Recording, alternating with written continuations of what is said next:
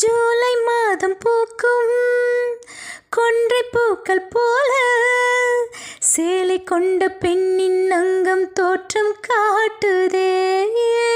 தாஜ்மஹாலின் வண்ணம் மாறக்கூடும் பெண்ணே, மின்னும் முந்தன் கண்ணம் மின்னும் வண்ணம் கூடுதே.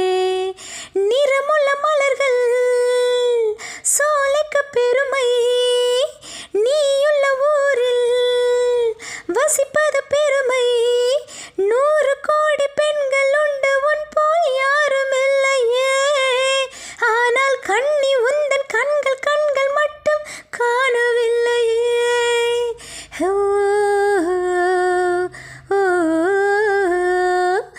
20 கோடி நிலவுகள் கூடி பெண்மையானதே. என் எதிரே வந்து புன்னகை செய்திட கண் கூசுமோ.